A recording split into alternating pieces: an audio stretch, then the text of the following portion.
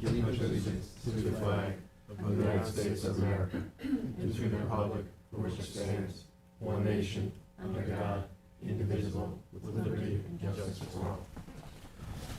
All right, welcome everybody to the 9:30 a.m. October 2nd, 2023 work session of the Southampton Town Board of Trustees. I ask the Secretary Treasurer to do the roll call, please. Scott Harwood's I'm president. here. William Pell, Secretary Treasurer, is present. Edward Warner, Jr. Present. Ann Walker, He's not here. and William Parrish. Present.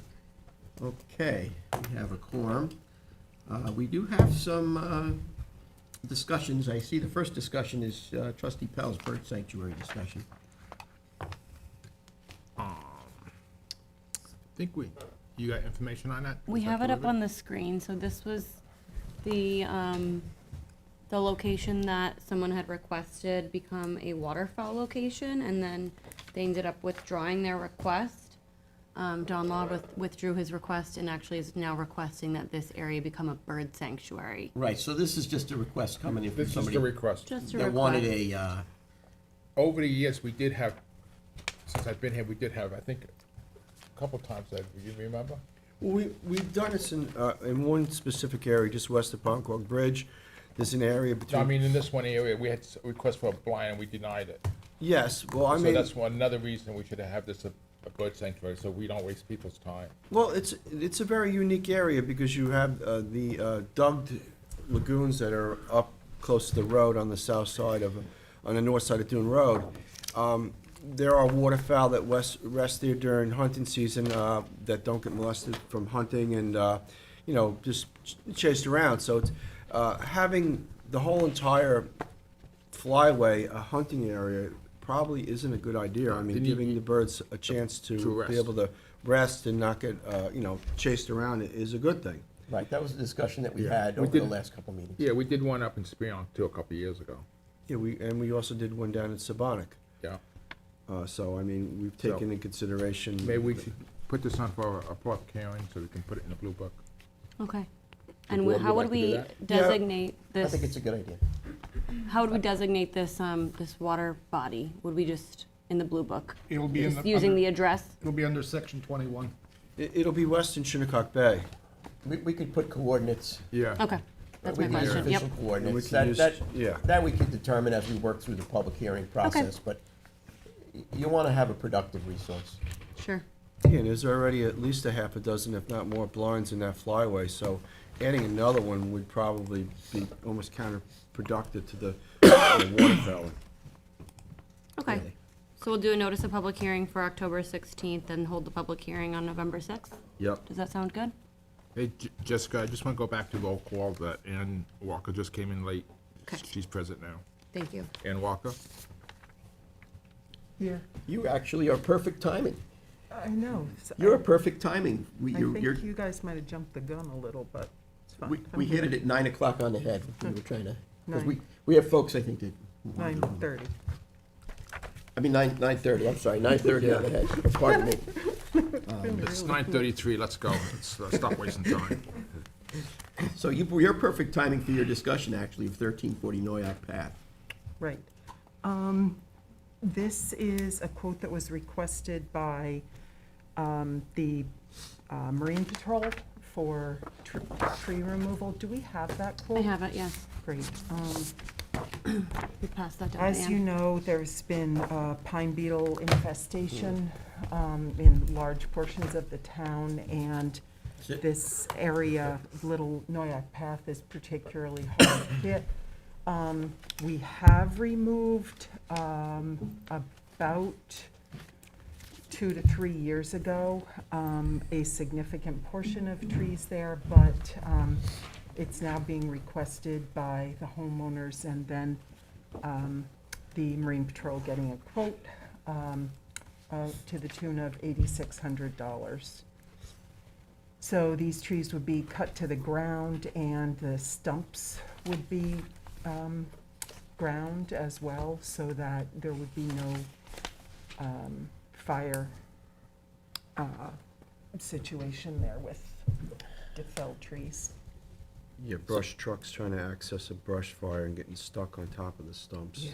It's- So it's a public safety issue. Yes. It's a big Both, yes, both on the tree, both on the road, that's where most of these are right along Right. the road. So wires, driveways, and several have fallen. So on the ones that are entangled in the wires, has the utility company been contacted? Because I know at times they also get involved in, Not in these, we've tried that before. you tried it. Just have to ask the question. No, no, I because- appreciate that. All right, well, let's take a look at this and then we'll figure out what fund this comes out of. Now, are all these trees that are mentioned in this proposal, are we all assured that they're on the right-of-way for the road? That's important. I mean, I know I just did a project on Canoe Place Road, and I went down there, and it's very hard to see where the road, because the road never goes straight, it kind of like meanders. So I was using the telephone poles on one side of the road and trying to figure, whether it's, I don't know, with the width of this road, most of them are 50 feet wide, and all the ones that I did would be in the 50-foot, Right-of-way. right-of-way. I have a question for our attorney, Joe. Hey, Joe, since we don't really have deeds for this road, should we ask the town to step up and help pay for this? There's a question and a controversy as to who owns the road. We should certainly investigate the issue, but if there's a matter of safety, I would advise that safety should prevail over Yes. an argument for another day Yeah, or another I agree, venue. I agree with that 100%, but we should look at that, Oh, look into that. Absolutely. The entire system of roads should be looked at, and I have spoken with Be Ready, and I think they'll be ready to take up the issue when we give them the go-ahead to look at it. There's All been right, a thank you very discussion. much. We've been having a discussion Oh, yeah, for but- like 10 years about About the public roads. safety on the road, We sanding, We salting. have historically maintained this road. Yeah, so So, we'll figure it out, and then moving forward, obviously, Yeah. we need to resolve the issue for the Resolve people the that live on issues. these roads. And people have to come to the table to work productively to resolve those Yes. issues. You can't just keep, The Kicking real the can issue down the road. is It seems to happen funding. here. The real issue is the funding for maintenance on these roads. Yes. We started out with 270,000. I believe we have quite a bit less than 100,000, if not 50,000, to maintain these roads. And this is before the winter season where we do plowing and salting. right, We just did a $7,000 tree job on Canoe Place Road, and what was the estimate for this one, Bill? 8,600. 86, but 8,600. the difference between there, we own the deeds for that, those Yes, roads. yes. well, plus in the interest of public safety, we're Safety. burning up our trucks, Yeah. right? But Our we have plows. not, that fund has not been replenished in quite a few years. Right, it needs to be replenished. And We- the town did agree to give us some, offset some of that budget by. Twice, and we have gotten no funding from the town at It was all. not transparent on that. So how would we request that the road fund be refilled? Well, it generally was refilled by curb cuts, but we haven't seen those in quite a while now. In some instances, certain projects warrant the homeowner that's requesting the curb cut do the improvements because it makes sense, but in other instances, it does not. And then if you look at the whole system as an overall, there needs to be a sustainable source of revenue so that you can continue to, in the interest of public safety, maintain those roads. Right. Okay? The general tax revenue that they pay goes to the general fund, not to the trustees. But yet we're bearing the expense, and in addition, we're cost sharing out of the trust back to the town for some of these employees that work on these roads. Right. So there really needs to be a productive conversation to the benefit of the people that live in the town so that there's sustainability, especially for things as important as public safety. Well, there's several homeowners, particularly on Noyak Path, that are very concerned about the maintenance of their roads. Perhaps this would be a good opportunity when we're doing work to include them in a conversation as I- far as, I concur. I think collaboration is Looking at good, absolutely. And I share their same concerns because, as long as I've been sitting on this board, it's been endeavoring to have public safety on a sustainability basis, not just fixing a pothole for a day, waiting for the next heavy rainstorm. So, yeah, absolutely. Let's have a productive conversation. so that would include town board, the residents of some of these roads, and The members. trustees? Yep. Has a formal request been made to the town board?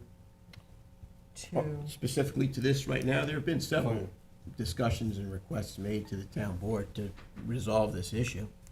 They came up with some suggestions of perhaps billing, individual homeowners that are on these roads, but, we don't, we're trying to get the tax district squared away so that there's a form of a mechanism so that we could actually officially and formally do that. But until something like that is in place, it becomes problematic and complex. Now, we pay the comptroller a fee every year for the purposes of, accounting for these things, but, I haven't seen, and I don't know if any of you have seen any formal proposal for a resolution of the issue. As a couple of board members discussed, there was perhaps, we haven't had a conversation with the town board in at least probably, at least a year. I would say more than that. When was the last time, It was last year, last year? yeah. I think a formal written request should be made to the town board and to Okay. bring it up again. Yeah, that's a good idea. We can do that. Yep, I think, Let's yeah. draft that letter. So we'll deal with this, now that you've made sure it's remedying this public safety issue, but let's go to the next step and see if we can make an Yeah. official request and then have a productive collaborative conversation, Yeah. including the people that are most greatly affected. Yep, agreed. Okay. And you folks have another discussion on here as well. For 154 The firewall. Firewell. Can you bring that up, James? You have the correspondence, Jessica, on this? This is in Ann's area, she was taking care of it. So Little Noyak Path, in addition to having an issue with trees further between Deerfield and Middle Line Highway, south of Middle Line Highway has had 3 fires, house fires, in the past several years. So the homeowners on that road were very concerned about that because there was no hydrant on the road or fire well, and the trucks had to come from they had to run hoses from quite some ways away.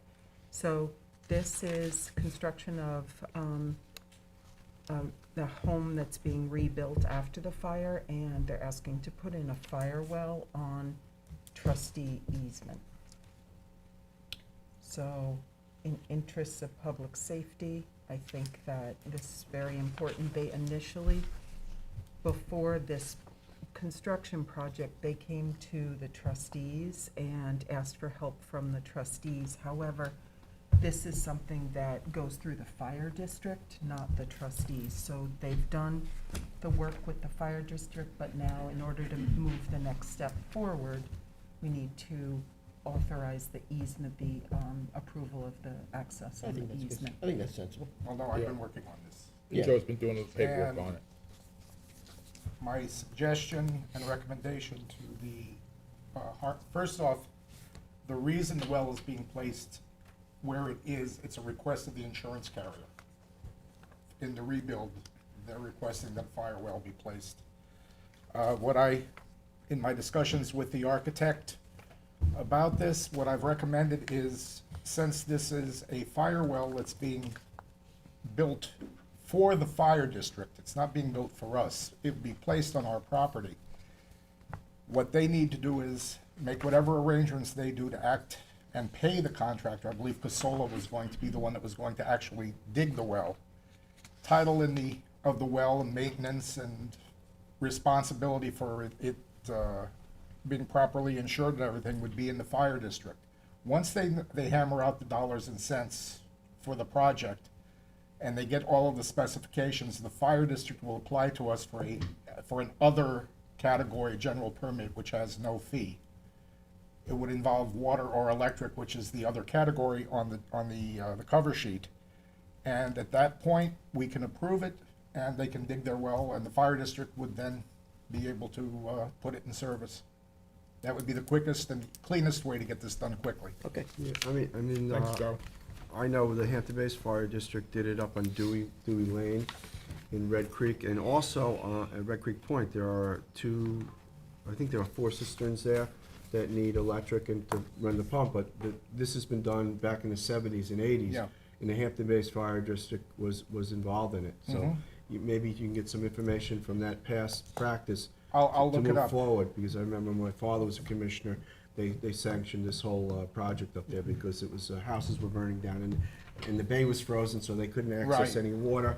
This area, people go and put hoses in a swimming pool, and it's very limited abilities as a fireman, low pressure, so And you can't They find. truck the water in. Yeah, most and of the time. that's not, you can't put a fire out like that. And I It's- advise the architect also that they should contact the town, because if there will be an electrical pump, as opposed to just being, you know, A shallow basically water. I guess a series of rings where they would be able to draft from the water table, they're gonna need an electrical permit from the town, since we don't issue electrical Yeah, permits. and may as well be done properly, in this way they can assure that they have, public safety up Yeah. there. And that it has to make sure it's maintained, has Yes, to be flushed out, yep. right, James? There's a lot of iron in the water, and the head gets all filled up with iron, so they gotta backwash it every once in a while.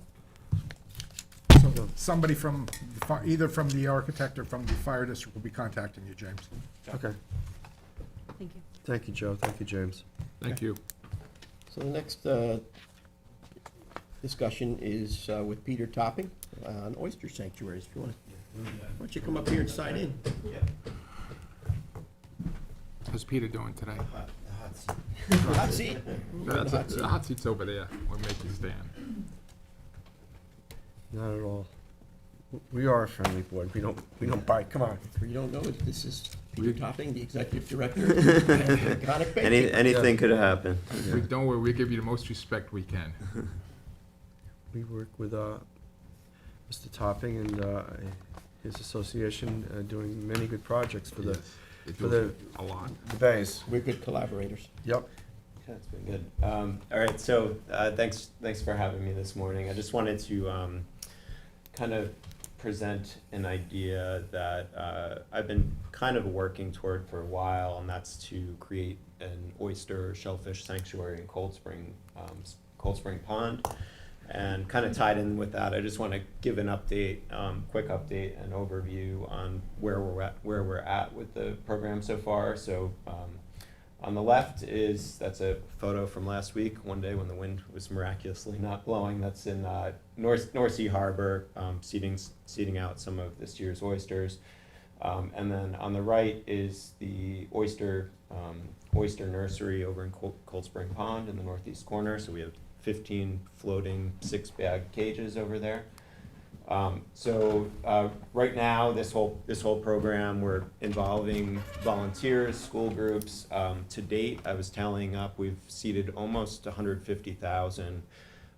Not small oysters, these are all like 2 to 3 inch oysters that we're growing. We actually overwinter the majority of our crop in deep water. And essentially the majority of the oysters that we're putting back in the water are of legal harvest size. We've been funding the whole program, and what we're trying to do is create more of like a oyster seed to sanctuary approach with the garden program. So far we've been putting a lot of the oysters back on public bottom. We still want to do some of that. I think it's important to keep people active, whether it's commercially or recreationally working on the water. It's a good thing. Yeah, but also considering that we're funding this in-house, I'd also like to kind of work toward a little bit more of the restoration, where we're putting some oysters that are in spots that are legally off limits. So this year I spoke with Trustee Ed Warner and James Duryea early in the season, a little bit about some of the sanctuaries that currently exist in Southampton.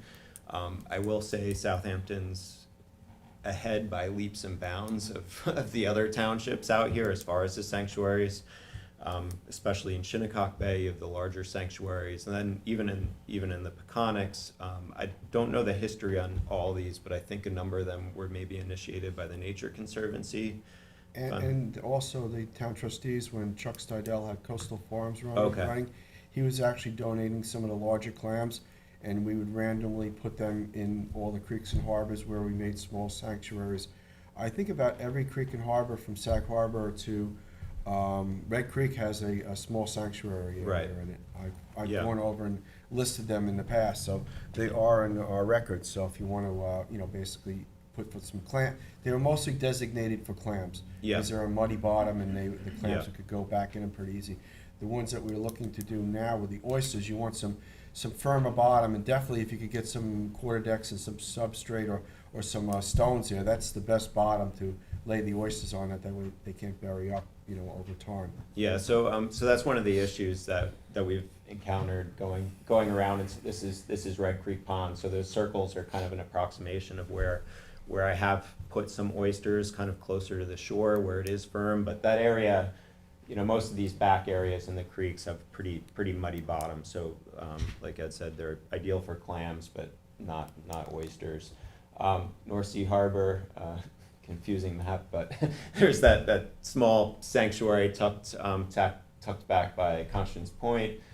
So we have put some oysters there, and then that's just a photo of, that's one of the no-take buoys. I think a lot of them say clam sanctuary, but on the maps it's just designated as shellfish sanctuary. And this is an overview of Cold Spring Pond. So this is from the trustee town GIS. So when I look at this pond, it's one of my personal favorites. I love scalloping there. I know it's great clamming, and it's doing well in contrast to a lot of the other harbors. A lot of open water, but there aren't currently any sanctuary sites in there. So these not red circles, and the red circle and the square are areas where we did put some oysters a few weeks ago, but they also kind of mark some areas that could potentially be a sanctuary or a potential pilot restoration site. So just a few points here. Right now, there are no sanctuary sites in Cold Spring Pond. We've had some issues with some of the areas that are closed where there are sanctuaries with DEC and relay permits, where they say you can't put oysters that are over 1.5 inches until December 1st. I don't want to be out there doing that on December 1st. It's convenient to our nursery site. There's a lot of natural oyster recruitment in Cold Spring Pond. Yes. I mean, I see them on the bulkheads, the pilings, the rib mussels along the shoreline. So there's a lot of, I would say probably half or more of that shoreline is protected habitat in its natural state. So it's a pretty ideal spot. We do have some funding that we received from the Long Island Community Foundation to kind of buy some buoys, buy some more gear for overwintering, and also monitor. And also, again, it's a very productive embayment, and I just kind of made the point, let's keep it that way. So I think a lot of environmental projects end up being these remediation reactionary projects. And I like to look at things like, okay, this place is actually doing pretty good. Maybe we can keep it at that baseline or improve it rather than waiting for it to slip down the cracks Be too more much. proactive than reactive. Yeah, exactly. So we know we know there are some issues. It's not what it once was, but it's better than a lot of its competition. But it doesn't mean it doesn't use some support. Stay ahead of the upgrade. So when I met with Ed and James a few weeks ago just to kind of talk about some of these ideas, one of the places that came up as a potential site was, I guess this is like the kind of near the southeast corner of Cold Spring Pond. It's right, there's a launching ramp, right? Yeah, right there's a next to little. it. Yeah, there's a little launch, kind of a And there's a improvised stream launching that ramp. runs out of some Yeah. freshwater ponds, and there's actually springs down there, so it's Yeah. a really good area for shellfish, especially oysters. Yeah. With a little bit lower salinity. And historically, there have been oysters in this area for most of my lifetime, so, we would just be adding to the crop that's there. Yeah, So- and I did get, the waters it's been a little churned up this fall, but I did go there a few weeks ago and waded out, and put on the mask and snorkel. I didn't see any oysters out where that rectangle is. That's just kind of just an idea. There were some near the shoreline, nice hard sandy bottom. Yeah. And then it kind of drops off right where that blue area is, and it gets kind of muddy beyond that. I did, just for comparison's sake, check out on the other side of this closure. I don't have that up on the screen. That area was much muddier, and I was stepping on clams the whole time. So, you know, you know, kind of to my point earlier, I personally, and as an organization, we recognize the importance of recreational and commercial harvest. So I'm not approaching this in a way of taking away any productive areas. But this area seems like it would be an area where there would be very, very little conflict. And we'd be looking for something about maybe a 1/4 acre max. So just, that would be about like 100 by 100 feet. And, We market did with something like buoys. this with a past Peconic Bay keeper in Hetty Creek. We gave him basically 100 by 100-foot area. One of the local high school kids had gotten some money and did a little project down there, and we made it like a little sanctuary down there. So you're looking to do something like that. Right. And this area would be very easy to monitor because it's Yeah. right by the road, and then 4 buoys like they have, you know, in some of Yeah, our and other areas. we could cover that with our grant Yeah. funding. So I'd want it out a little bit away Where from it the starts to shoreline, slope just down, because, yeah. you know, there is that attractive aspect of knowing there's, so Yeah. enforcement is, you know, accessibility can lead to poaching, but also at the same time, you have that area where it's very easy to monitor. It's very easy for a constable, and I see the constables pull up, or the Marine Patrol pull up there. So it's easy to see what's going on. And then this was just another idea I had, as far as more of a general sanctuary in that, in Cold Spring Pond, that little green area is where a nursery is currently, but when I just was messing around with the GIS, and when I mapped out that little cove in the back, it's approximately 5 acres. And that's pretty much on par with I think most of the other sanctuaries are between 3 and 5 acres. I think the one in Sag Harbor is a bit larger.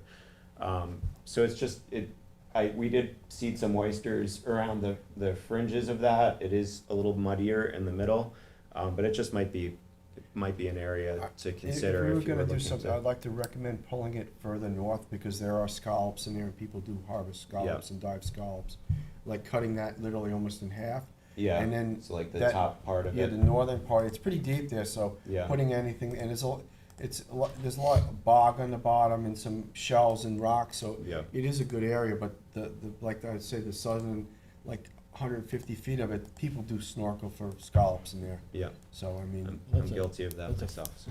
There are some clams Yeah, there but, too. yeah, there are Yeah. a few clams Yeah. that would, pushing it back a little bit would give you a sanctuary, or easy for enforcement.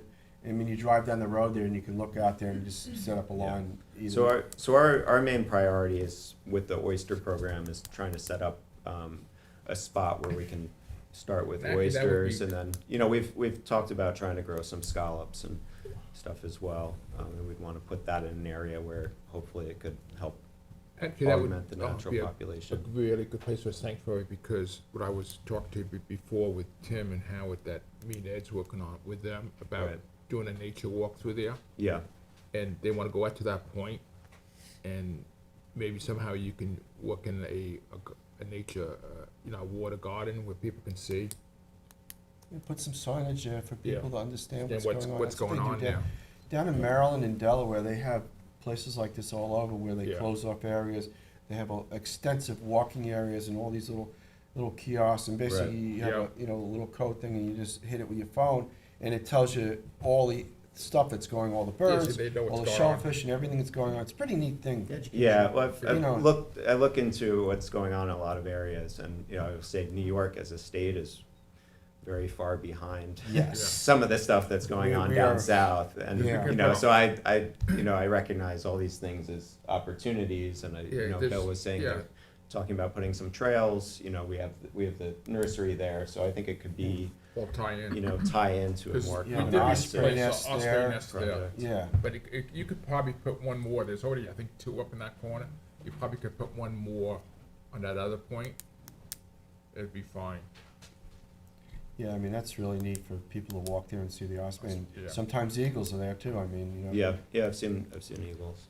I think, Trying to remember if Pete, I maybe think if that you was- want to talk yeah. to Cold Spring Pond has been one of this isn't oysters as much as it is scallops. But Right. Cold Spring Pond, what I'm about to refer to, Cold Spring Pond has been one of the areas, because of water temperature, because of the spring-fed aspect of it, that there has been like successful scallop recruitment as well as perseverance of the species. And that's, I think, an additional idea why a sanctuary might not be a bad idea here, and as large a one as possible.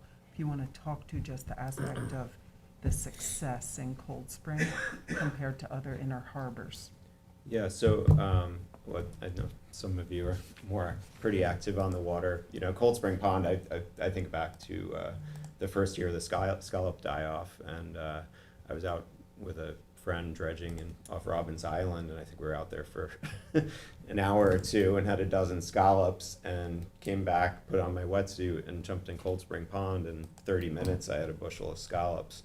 And even the last few years, I'm still, there are still bay scallops in there. I don't think there's, I'm not sure how many, if Cornell is still seeding scallops We in do, there. almost every year we put some amount of scallops in there. Yeah. We've kind of backed off because of the death rate. We kind of really looked at Shinnecock and the Yeah. survival rate there. But I believe, right, Bill, every year we do put a few Few of scallops it, in yeah. there.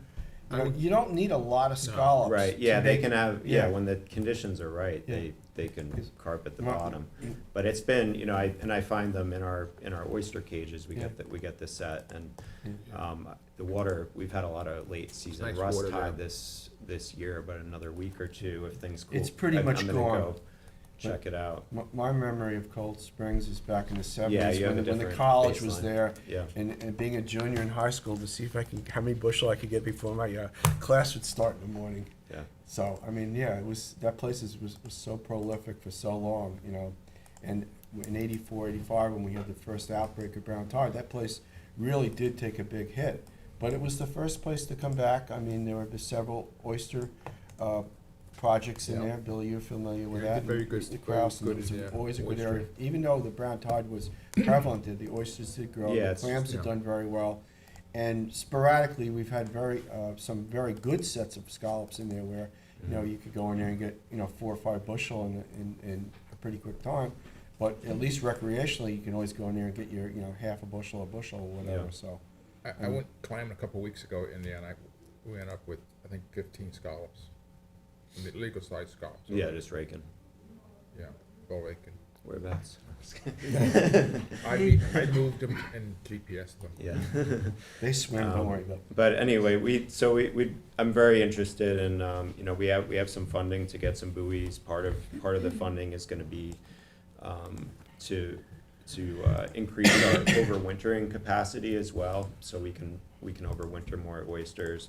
I'm not sure where the trustees are now as far as, the aquaculture program. I know there was some concern about allowing more floating gear, if we were able to add like 5 more cages. Well, that was gonna be my But I'm not question. sure, because I'm not sure if that's something gonna say you're that's on an your radar excellent or not. question. I mean, because that floating gear, I think we wanna know how well it works versus on the bottom gear. Yeah. Because, I mean, there are potentials for it to have cormorants and other birds, Yeah.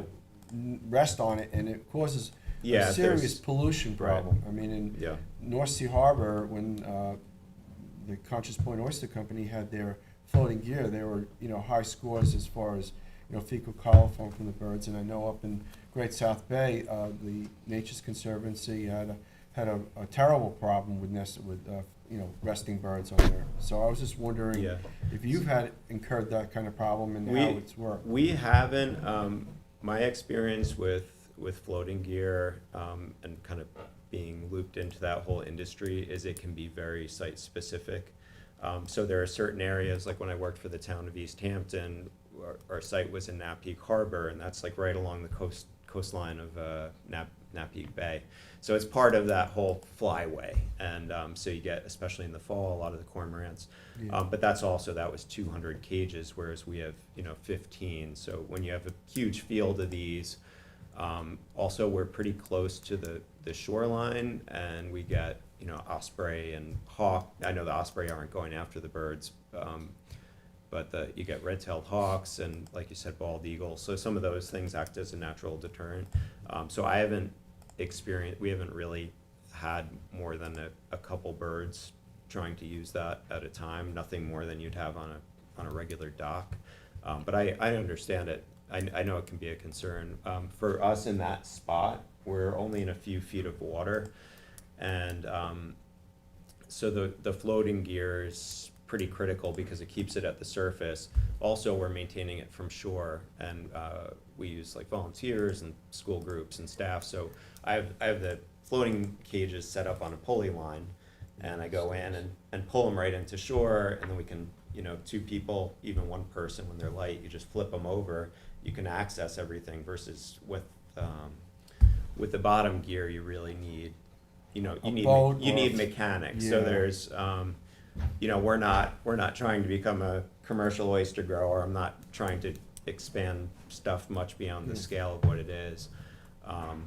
But, you know, for a commercial operation, I would be hesitant, like, to, you know, permit more than a certain amount of cages. Yeah, and, well, you know, I mean, where you are, it's kind of like sheltered. You don't have to worry about interaction with navigation and stuff like that. Kayakers and, you know, paddleboarders can navigate through it. So you're not gonna have issues like that. But taking it to the next step, if we're gonna allow you to do this and expand on it somewhat, and we're not gonna let the commercial guys in Western Shinnecock do it, I think we should, you know, I definitely think we should have a public hearing to discuss the couple proposed areas and discuss the application that you wanna use, at least for the public to, you know, for their Right. edification. I mean, I think I think everybody's gonna be supportive of this, but there are many user groups over there, and I wanna make sure that everybody has a little bit of input, so during the, you know, permitting process, so that we can specifically say, we're gonna allow this, this, and this, and everybody knows what's gonna go there. I mean, I think that the project, as you're proposing it, is a wonderful thing. I mean, it's being proactive and not reactive, and that's really smart as far as, you know, shellfish and the shellfish enhancement.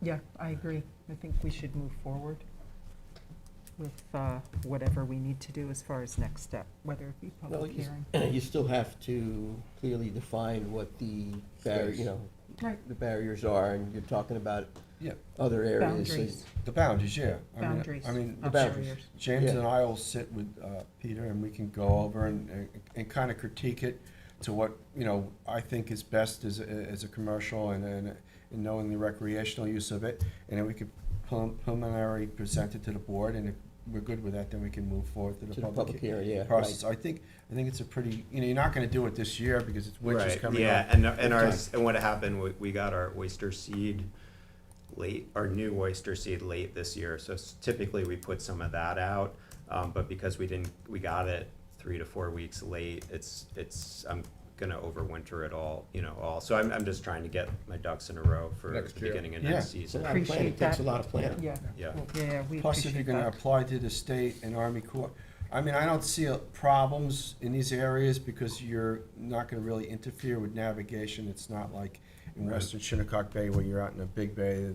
There's a lot more water there, a lot more different boat traffic. So, yeah, I mean, I'll gladly meet with you and James and come up with, you know, a good, you know, parameters of the site and finalize what you wanna do as far as the floating stuff, and then we'll present it as a public hearing if everybody's okay with it.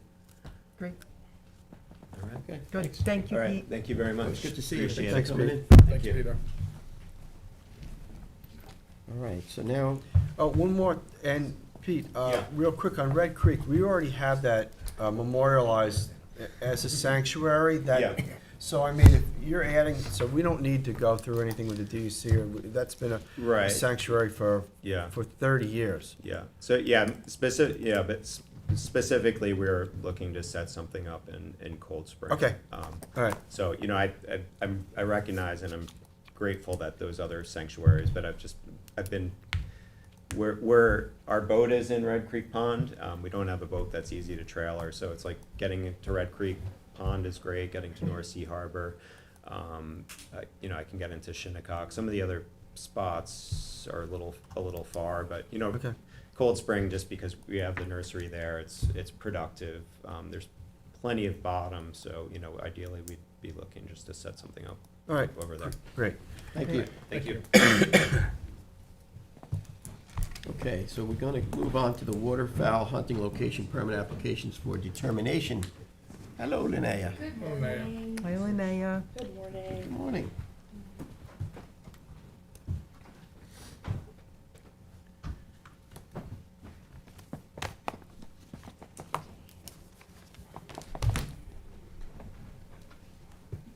Let me just sign in quick. Thank you.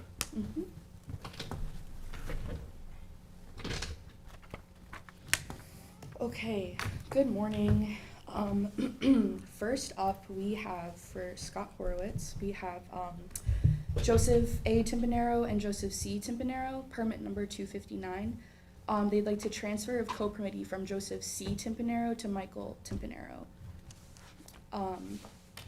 Michael is not a current blind holder and he's not on the wait list. I sent it over to Rich and Al and they approved it on their end. Trustee board makes final decision. Everything's Blue Book compliant. Okay, All Blue right. Book compliant. So you'd like to approve Advance it? Advance it? Okay. Okay, and then next we have, there's no number, it's a new proposed location, for Adam Dean, Is that the West Denial. Hampton or the East Quad? East Quogue. And yes, it is a denial. I sent it over to, Rich and Al, and this was Rich's response. Linnea, we have reviewed the attached application, but we would have to deny the request due to the close proximity of blinds number 77 and 76. Please let him know that the locations depicted on the town's GIS system are not accurate locations, so distances will vary.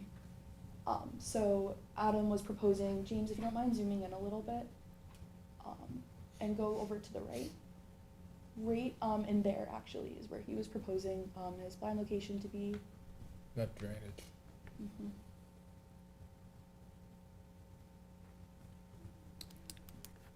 Yeah, that's denial.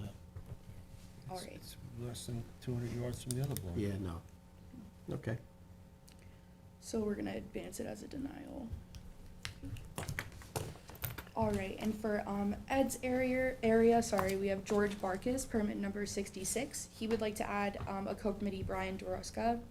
And Brian Doroska is a current permit blind holder of number 34. He's not on any other blinds besides number 34, and it is his own blind.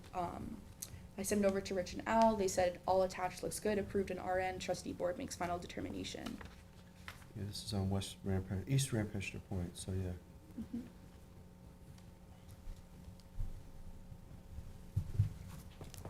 I'm good with that. You're good with it? Okay. Yeah.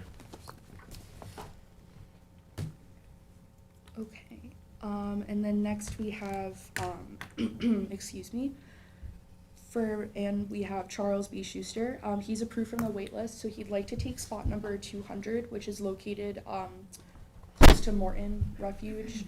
So it's close to federal land, but I've already discussed with, Rich and Al about what type of a blind can be used there. For Charles, this was their response.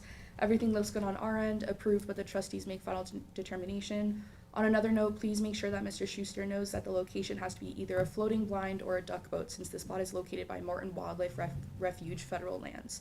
No shore or stake blinds are allowed. Hey, Ed. Yes. I think a duck boat should be, we should limit to a duck boat because you don't want a blind to sit there year round by the sanctuary. That and also its weather. proximity to the channel. Yeah.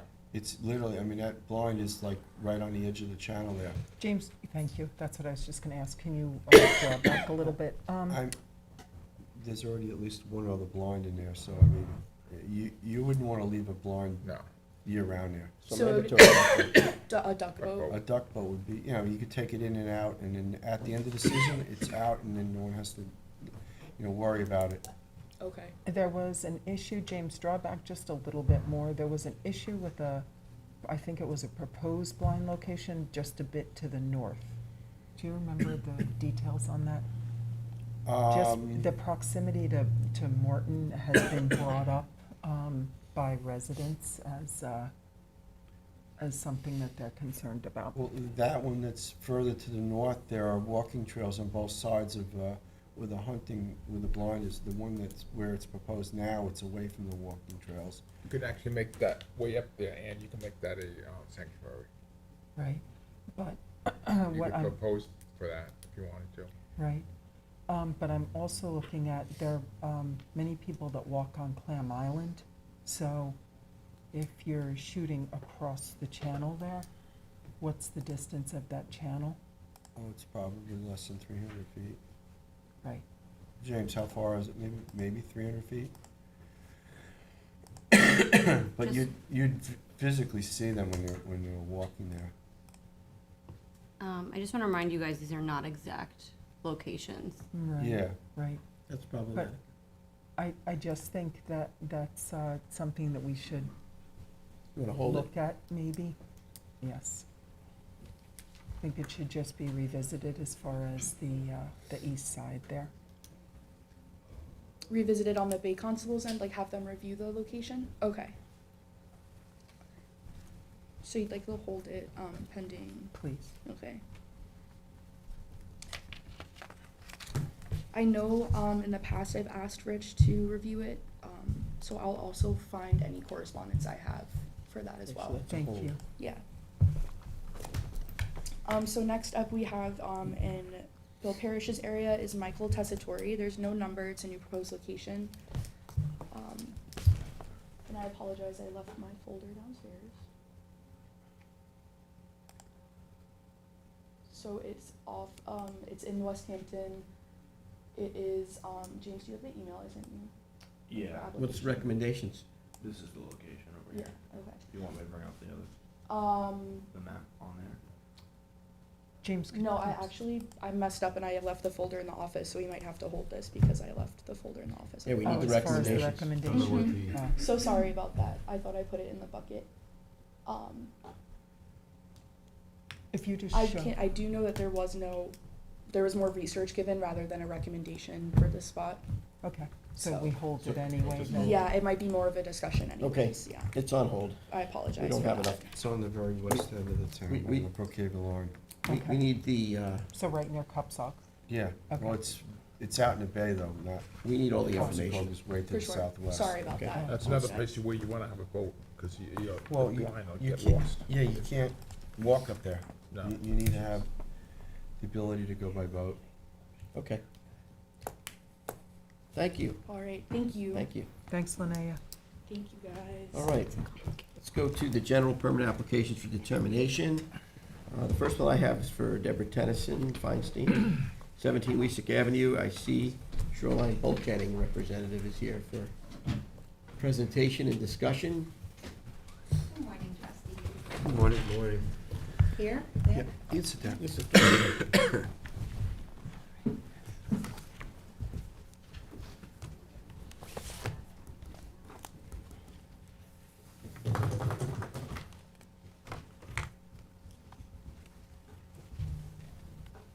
Okay. 17 weeks out. Okay, so for this client, we are going to, well, I'm Kristen Trovich, and I'm here representing Debbie Tennyson, and we are here for her project to remove and replace 180 feet of bulkhead, increasing the elevation 12 inches and replacing on top of the bulkhead capping. Right. Blue Book compliant. Blue Book compliant, we are not extending out into the water. We are just simply ripping out and removing in kind. There are not any bulkheads on either side of this property. Okay. So And we it's were requesting to increase. shot. It's gotta be done, and, and that is going into Weesick Creek, which is right where our sanctuaries are, so it would be good to come up, and it would be good to stop runoff coming off of this To property. the other neighboring properties. Yeah, you know, and into the waterway, because It's an old bulkhead. right, so we tear out the old bulkhead, put in a new compliant bulkhead. And she would stick within the natural vegetation. She's already has a buffer there. I don't see a buffer, but, On the plants. On the plans, she has a buffer. It's just non-vegetated. Oh, okay. No, she's yes. got on the plans, naturally Naturally vegetated, non-disturbance vegetated, buffer 25 behind the feet. bulkhead. Yeah, she has it on the Right. plans. right. And So what, you- okay. What about, on either side if neither property is bulkheaded? We have the returns. The proposed, there's an 18-foot, 16-foot southern return and 20-foot northern return. Right. And you're way far back in this creek with this property, so you're not getting pounded by wave action, all the time there. Right, it's tough. So if And you can stop the runoff coming from the property, because it kind of slopes down. down to the other, right. So if you can come up and eliminate all the upland influence from that property into the waterway, it would be a positive thing, especially with engaging in that buffer. So getting rid of the old bulkhead, repairing that with Blue Book compliant, putting the buffer in. Yes. And coming up a bit, getting the returns in there so that you have the structural integrity that you Stability need Mhm. for it. You'll What's the ask for elevation We asked for Change. 12 inches. asking for 12. with no bulkhead on either side? They're asking for 12? Yes. Why? To limit the water runoff to either of the neighboring properties. So if we raise that elevation and with our returns, that should, Right, 'cause if you look to that property to the south there, you'll see that the slope in that picture, you'll see how it comes down, so it would actually help more tie into what's going on there and stopping everything coming off the upland and just feeding right into Weesick. Right, but as you just stated, this is quite far up It's quite- in the creek. Yeah, so you're not there's gonna have that wave no action. fetch. Yeah, There's no, no you're not gonna have fetch. that banging it, no, but you will have stuff coming off the upland, getting into it, so the buffer's gonna be a great thing that she does. All right, so. And you can see the line, if you look at where that line is on that bulkhead, It's a very low. it's I was- low. yeah. Yeah, The southern end of it is almost the high water. Yeah, the mark. right, you can exposure, see yeah. that where the, the, And then there's a little lip behind it, which you almost could be matching the lip that's behind it. See that little retaining wall that's shown there? So it's gonna stop the runoff from coming from the Right. upland, or reduce it. Well, being that there's no, it's grass right to the edge of the bulkhead now, the 10 feet of buffer will definitely help that. But I'm just concerned about a rise in height of 12 inches, given that this is pretty far north in a protected creek, and that there's no bulkheading on the adjacent properties. And I'm just wondering, what are we protecting here? well, you're protecting, neighboring properties, you're protecting, Water coming The down. water coming Reducing the down. runoff, that's what I think you're gonna accomplish by elevating it. It's gonna, I mean, the property is, there's a lip on that, what is it, 8 inch or maybe a foot, and then right up behind it, there's another, you can see another berm, so it's kinda like staggered down, so if you can somewhat, level it, it will reduce the sheet runoff on initial, hard rain, and the bulkhead that's currently there looks like it's, way too low. it's pretty, I mean, it's low. I mean, Yeah, it's not an egregious raise, it's a reasonable raise to protect the waterway and account for the sea level rise that's occurring there. And the big concern with the bulkheading is the displacement of wave energy affecting the adjoining properties, but you don't have that on a regular basis there.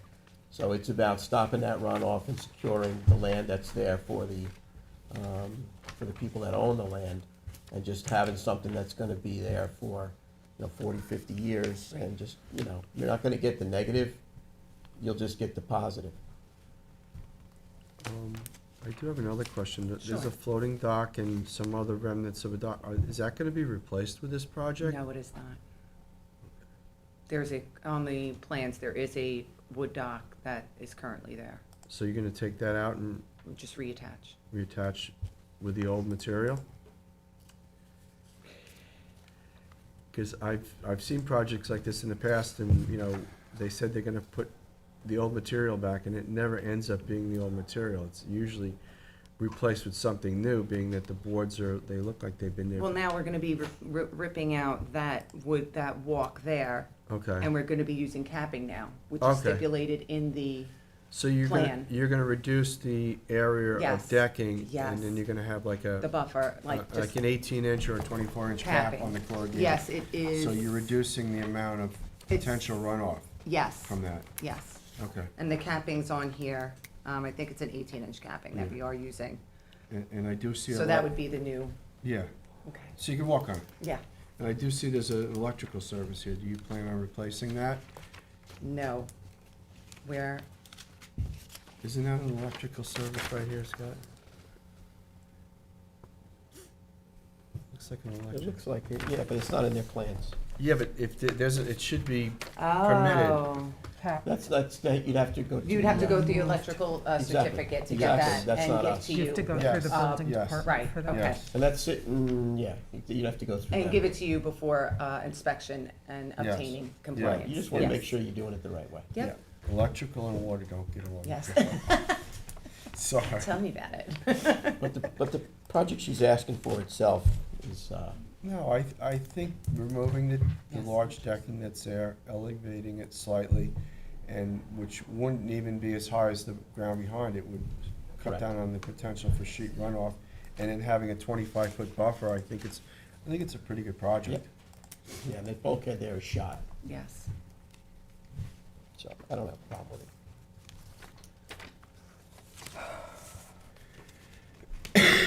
Parrish, trustee Parrish? You with that? Trustee Bell? I'm fine with that. All right. All right, so it's just the electrical, you got it. Before, prior to Yeah, you have inspection. to, Correct. that's not, yeah, that's Yeah. Okay, a different jurisdiction, but, okay. all right. Is there anything else on here? That is it for me That's it. today. Okay. Thank you, trustees. See you next time. Have a great Monday. Yeah, Yep. you You too. got it. stamp plan, so we'll advance it. Yeah. Thank you, James. Thanks. Okay, the next one that I have is Robert Cavallino, 20 Corwin Lane, Hampton Bays. First Coastal Corp. Representing is Mr. Billy Mack. Morning, everybody. Morning, Yeah, Billy. it's on. This is actually a very simple modification to a permit that was already secured. This is a staircase down a bulkhead, an existing bulkhead. And No, we're this just, is 20 Corwin. oh, sorry. I'm in the wrong file This is a here. rock revetment Thank you, James. 20, replacement. yeah, I was wondering what you were Okay, talking about. this 20 is- Corwin Lane. Yeah. Existing rock revetment that needs repair.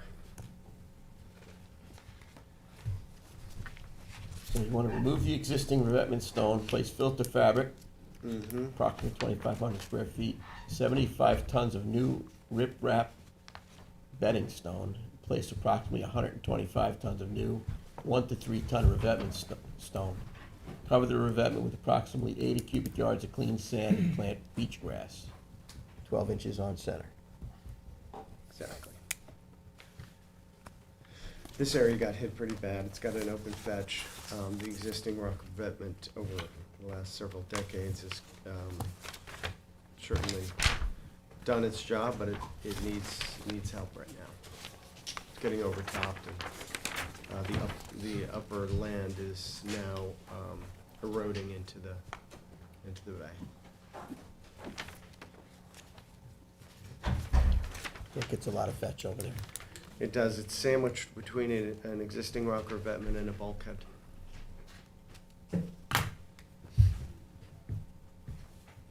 The majority of this shoreline is, Armored in some, it's either bulkheads or. Can you do an overhead shot, James? Please. right, Yeah, There you go. yeah, this is open to the westerly. What other permits do you have? We're applying to the DEC. We haven't gotten that back yet. Okay, right.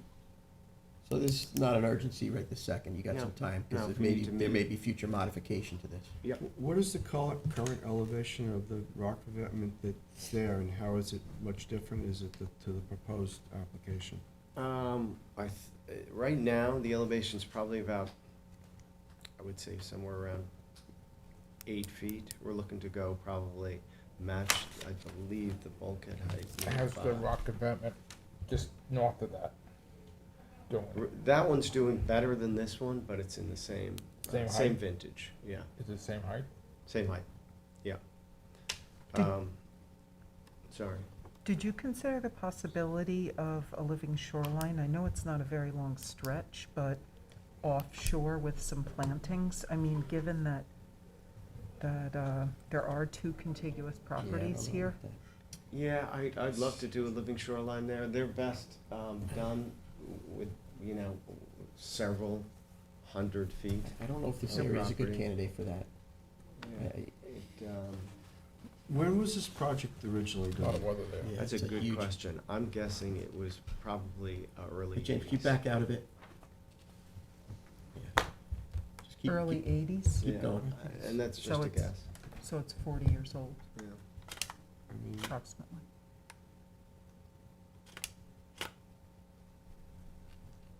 Why don't you think it's a For- place for a lift For living shoreline? shoreline act? Well, usually, we like to, they're more effective if it's several hundred feet with living shoreline, because the breakwater that we'd have to build, you know. It's too small an area, I Too think, for small. it to be effective. it's a really, Might force Eddie's on either I end. don't know if you're gonna accomplish what you want to accomplish in such a short area. I don't think I don't think this is that old of a project, because I remember being down here, I'm thinking something like in the late 90s, early 2000s. Yeah, I don't have. James, that can you see if information. there's any permits for this? Because I remember going down there and the bluff behind there being pretty well eroded out. It could be why. This goes back to 15. Otherwise, I would have to do more. It's older than 15? Yeah, Hmm. let's see it on here. Yeah, I thought I'd toggle through some. Yeah, for the living shoreline Aerials. thing to work, I think you're gonna need to have a more holistic approach for that area. You know, it's the placement of that offshore breakwater that would be hard to define, and what the size of it would be. Because it is, you know, it would impact the shoreline, and we're not exactly sure how that would work. And that's why I think we should, you Between know, 2004 and 2008, looks like it was. Is that what you think? Okay. 2004, yeah. so you have no feedback yet. 2004. It was when I was on the board. So there's a And revetment this is, there's no. north. Yeah, this was completely eroded out. I mean, because there's projects that were to the south of it or east of it that were bulkheads. And it had swept around here and it had really badly eroded the property. And this is 2000. Okay, See, that's so where. early 2000s. Yeah. So, I mean, realistically, it's actually done a good job. Yeah, Right, so now I mean- you're looking to just bolster it. yeah, just fix it up. I mean, I it's- don't see any terrible erosion. I mean, unless you got some other pictures, then, Yeah, I mean, 7/10, 2000, see, I mean, you got the same pictures I'm looking at. I don't see where it's taking down the vegetation or anything. It's really well vegetated behind it, landward of Yeah, it. it and might be it's- worth the that. bank- The bank is stable. It might be worth a visit, because they have been actively trying to keep that vegetation going, and it continues to get washed. Yeah, And you should overtopped. visit. 20 Corwin, yeah. Right, and in addition, we should wait for the other regulatory authorities to apply, because then perhaps there's going to be adjustment. And the boat sitting in Right. there is killing it. It could be. Huh? The boat sitting in there, in A the little bushes, killing the kayak, bushes. yeah. I see that too. It shouldn't be there. Yeah, happy to set a Do- time. Do we need access? Is there a gate on that house? I don't think there is, All right, but I'll find out. All right. okay. Yeah. Well, and, I'd really like to take a site visit before Put that I... on hold. Yeah. You have can to walk connect in with you from low to do it. tide from Corwin Lane, though, right? From the boat launch? Oh, you need a good low tide, because it's bulkheads Yeah, there. there's a bunch of Okay. them. And it's pretty wet most of the time. Okay. All Billy, right. do you have anything else? I do, and if you guys wanna talk Yeah, about it, let's just like, get rid we of it. can. Yeah, Okay, thank you. Not get rid of. you know what I mean. Move them on. forward. I'm not gonna get rid of it. So the one I was originally talking about was 17 Corman, that is next. Yeah, And that's Donahue. here. Yeah, that is we're looking to just modify the existing permit to change the upper platform from a 4x4 to a 4x6, because it lines up with the bulkhead construction as it is right now. Yeah, It would be off a little, and the stairs would have to be a little wonky. yeah. So, we're just requesting that upper platform, instead of being 4x4, it's 4x6, and it runs down the face of the bulkhead. Do you, can we see the plans? Yeah, so Please. here's the existing bulkhead, Right. and this is what we are proposing along the face of the bulkhead, and a set of stairs to go down. It's gonna Okay. run parallel to the bulkhead. Exactly And right. not perpendicular. Right. For Beeks, walking access along it, you could walk around it. Right, and then this top set of pilings make it very difficult to align the staircase with the. Okay. And New it's construction. similar like to the permit that Yeah. we'd given Very. and you guys had put in Right last. down, two And it doors down. survived the storms that we've had. It has, yeah, because it's tight to the bulkhead. Yes, Through flow, and, the other set of stairs he had washed away during the Christmas storm last year. yeah, and they went out too far. Yes, These are in tight. yeah, They that's, seem to work really that's well. good, that's a good project. Thank you. Do you have one more? I do, So that one's advancing? Yeah, Yes. please. and We this, have 34 West Wait, Bridge hold on Road. one second. Just wanna make sure I have the right plans. Which one was the most that recent plan? says 4x, Is it- should have a 4x6 on the top. Revised, yeah, is that This it? one, right? Is this the most recent, May? No. No, the cover letter even indicates the change request. I think we permitted this already and you're You looking did to amend it. already, yeah. Modified drawing. That might be it. September? Said say 4x6 at the top, yes it does. Yeah, and then, but then there's a 4x8 landing, is that, That one was already permitted. that was permitted, right? It's the top platform one. Okay. That's So the that's change. changing from Yeah. 4x4. Four Yeah, where it's coming That's off the the, change. initially where it comes off the bulkhead. Exactly. Right, that's the change. Yeah. We're good? And this one's not stamped though. That is not stamped. Okay, We so you will don't need provide that, stamp. yeah.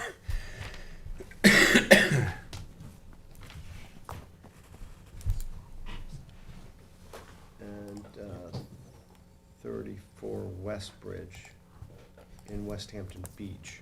Yeah. It's an existing bulkhead on a slip, looking to reconstruct. 180 foot of existing bulkhead, increased top elevation of the bulkhead by 18 inches. That's what we're requesting. Reconstruct in place 4 by 146 existing wood walkway and existing 150 square feet of wood deck. Correct. Increase top elevation of the wallway and deck by 18 inches, untreated wood to be used, and a 10-foot wide buffer area. Correct, with beach grass. Why are we asking for 18 inches? This is an old bulkhead. It's relatively,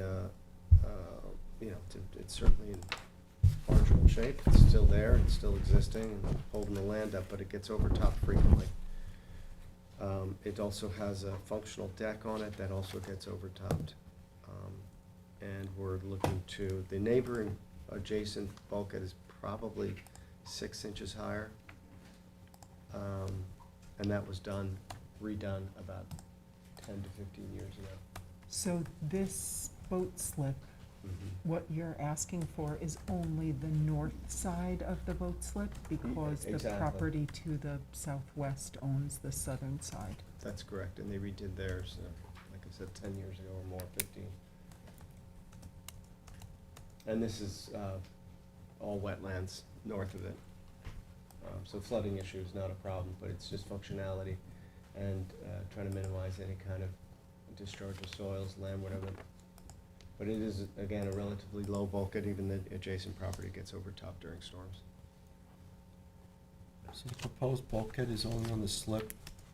It's only within the slip, Okay. the dug section. And it's only a portion of it too, because It's a- they only yeah. own What's the rest north of the side. bulkhead shaped like that they own? The rest of the pardon? The rest of the bulkheading that this is attaching to? That's the neighboring, so that was redone, a It decade dead plus ends ago. into the neighbors to the other side. Yeah, and then, so north of this is all natural wetlands on the property, so there's, No bulkhead. no bulkhead, yeah. So this is the connection to the neighboring bulkhead? Yeah. So you're gonna raise to match them. He wants to We- go beyond No, that. they're Well, we'd going like to 18 go- inches, which would be- We're requesting 12 inches 18 above there. inches. Right, but you're just picking that as the state's Yes, broad brush. So what do you really think you need there? I think we need 18 inches, it gets flooded on a regular basis. But how's that gonna look? How's that gonna play out? Go back to like the slip itself to see what that's gonna look like there. So picture that in that scenario, 18 higher, right? Yeah, and So then- visually it will look different, but it'll But how provide you- better flood protection. But if it's gonna come up through the unbulkheaded property In on front, the other side, on both sides, on all, I mean, this it's is- gonna get this outflanked looks on like both the Then you're gonna sides. have a water gush when it exits. And also, James, if you pull up the aerial, if you look, the property, the subject property, and then the property to the north all have healthy wetland. Yeah. So flooding, as stated, is not an issue here. Just the To landward the, side of the on bulkhead. on Yeah, the, on exactly. the landward side. It won't have any impact on the Right, northern so portion of the Or the bulkhead. house. all of that wetlands absorbs any flooding. So I think that to look at matching the property to the south would be prudent at this point. What's the high water mark on the, okay? I mean, it looks like, this looks like the average, right, Billy? And then Yeah, I mean, that a little darker is higher. probably the average high, yeah, So I don't know, I can't tell how far that is. probably 2 feet, At least. yeah.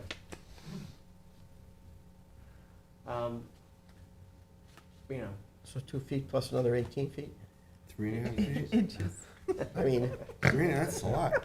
I mean, It's 18 fine. inches? I haven't asked for that yet. That's, God. That'd be a that'll be the- gigantic one. That's the next year, that's a the next barrier. year's. how about if we propose 6 inches above the adjacent property?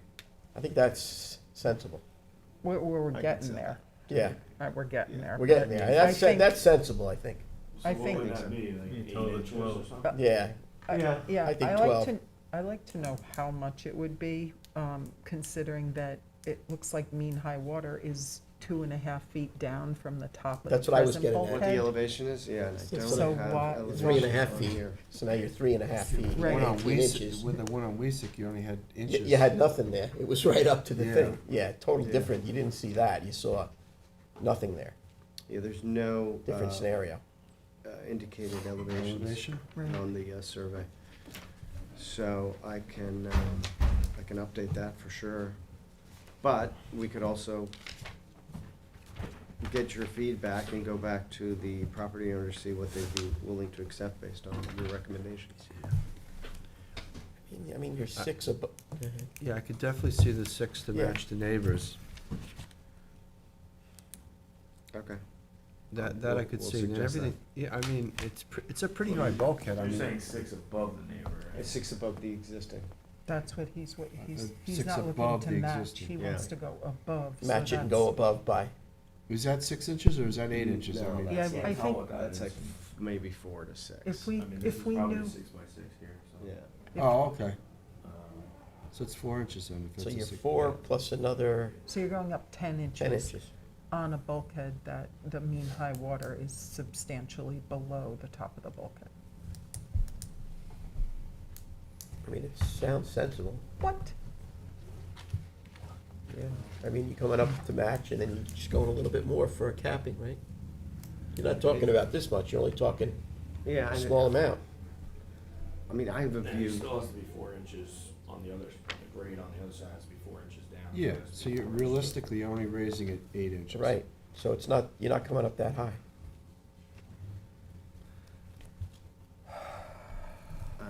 I do have a view that I mean, And I've talked to many people that own bulkheads, and every single time they say, we should have gone higher when we originally built this or when we Right. re- Well, rebuilt uh, it. yeah, but So- you can't just take a, you know, because I get it. you got the unbulkheaded part on the other side, so Mhm. you try and find some sensible, Middle ground. Yeah. which would, you know, when you're coming up to match and then going a little bit beyond, because you have a structure that you want to last for, you know, 40, 50 years or more, right? When was the last time the water went over the top? I think last week We've had some serious high tides, we have. major high tides we've been having, When? and wind. And It's wind. been, it's been, And been that's on nasty. That's exposed to the, the eastern It's a exposure. money bug. Yeah, and it's got a fetch to it, but, the wetlands, like Ann had indicated, are absorbing most of the energy and flooding there. This is more for the function and utility of the boating space in the slip. Right, And which I could understand, you know, matching So and then you're going. you're looking to raise the bulkhead to protect the boat during a storm. the boat and just the upland, the stuff that's there. Well, the On that upland's corner. not gonna get protected because you got everything flooding from the north, so. The upland parts of the dock and the, Yeah. it's got docking components there and stuff. Yeah, that's why you can't go too high, because you're gonna make a mess, so, but there is a happy median there that probably makes sense. I'd propose 6 inches above the neighboring property, which would probably lay out to about 8 inches. 8 inches, 8 to maybe 10 tops. Right. But we can cap it at 8 if you guys feel comfortable with that. I think 8 would be I good. think it sounds sensible to me. Talking a few inches, but, That's fine. To me, it sounds sensible, I don't know what we you don't wanna think. do it, we don't wanna raise it 8 too high where you're gonna inches is get water's ricocheting back and destroying the wetlands either. Right. Okay, I will, in the meantime, go back. If you guys are fine with the 8 inch, I'll ask the property owner if they're okay with that. And what's the story with, along the bulkhead? What are you proposing that's now lawn? Decking. Decking, and then replacing the decking that's there, and then beach grass vegetation landward of that. That won't be mowed? It will definitely not be mowed. Yeah, Oh, yeah, it's beach grass. Okay, bless you. Bless you. All right, so we're gonna go on hold, you're gonna go talk to your client, make adjustments in your plan, Yep, right? based on that Based on 8 inch. Yeah, recommendations from the board. thank you guys. All right. Very Welcome, much. have a good day, Thanks, Billy. Bill. Thank you guys, yeah. All right, so that's all that you have? Yeah, That's all I have. that's his last one. All right, so that's on hold. Thanks, So Bill. just going back up to mine, Dune Road, yeah, but that, we're gonna put on hold at request of the applicant's agent, so okay. that's on hold, so we can go to trustee Pell. Okay, we have Reason to Smile, LLC, 183 Shore Road. Come on up, Jeffrey. This is to remove and replace 102 feet existing bulkhead with new vinyl. As existing 4-foot wide untreated timber deck landward of the bulkhead, install a new 4-foot wide, 20-foot long fixed pier to a 3x10 aluminum ramp down to 6x16 floating dock supported by 4 10-inch diameter green hot piles. Install 1 10-inch green hot tie-off pile in the boat basin slip. And dredge 60 yards of spoil. Okay, you got the floor. I'm just double checking here. It looks like you may have an old set of plans. What is the date on the plans you're looking at? The latest date? It was stamped in September 18th, 2023. Looks like, What? September 18th? 11, I'm sorry, 6/27 is the date that you have. So you on do it. have 6/27? Yes. Okay, so you have, that's the latest set of plans then? Yeah. Because that changed a little bit, because I have 6/27 as well. So if you look at the proposed plans, there's 45 cubic yards of dredging. This says, on the cover sheet Maybe the cover says, sheet, 60, yeah. so that would have to be, 45. that'd be fixed.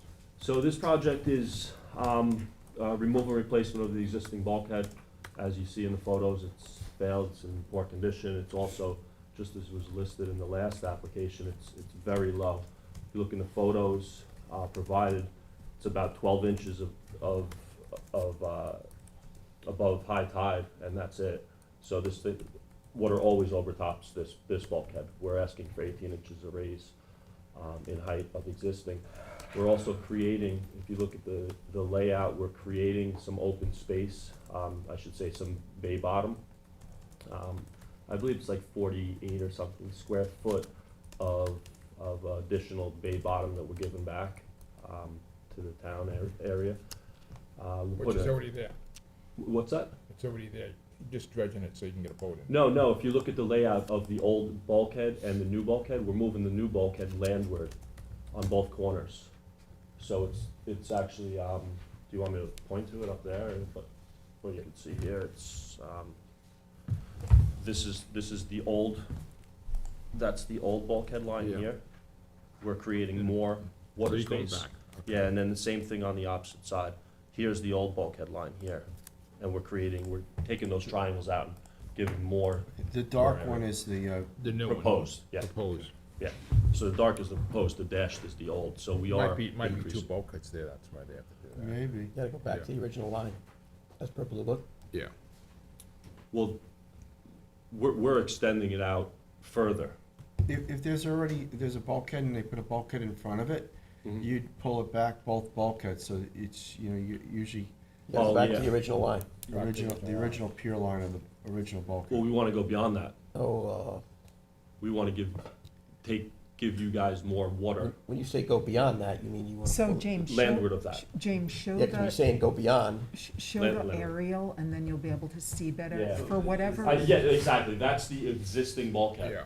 The dash line there and there. You wanna So- square it off. We're squaring it off, so we're going landward of it, which is creating more surface area, more water area, more wetland area. thanks for clarifying. Yeah. Thank you. Yeah, Alright. that's within your boat slip, or Yes. your client's boat slip. Within within the client's property. Yes. Yes. And that area is proposed to be dredged as well. In addition, there's gonna be a boardwalk put around it, with untreated decking. And then we are proposing a 4x28 fixed pier with a 3x10 ramp and a 6x16 floating dock, all supported with green hard piles and bracings, which is exactly the same dimensions as the neighbor just did to the south.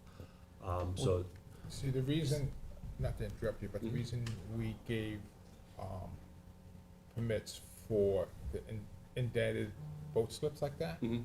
because it's a little bit too narrow up in there to have that out there. So you're asking to have, you got the marina across the way with big boats, Mhm. and you're gonna end up taking too much space. That's why your neighbor has an indented boat slip, Yeah. the next one has it, the next one has it, because the time you go out and tie a boat there, Mhm. it's too crowded for boats to go by, Right. and boats sticking out, so I'm not for the float and the dock ride, tell that right off the Mhm. bat. Agreed. Plus you don't have enough water, you have 1, 2, 3, probably, you could tie 5 boats up in there, Mhm. and you're only allowed to have 2 boats per property. Right.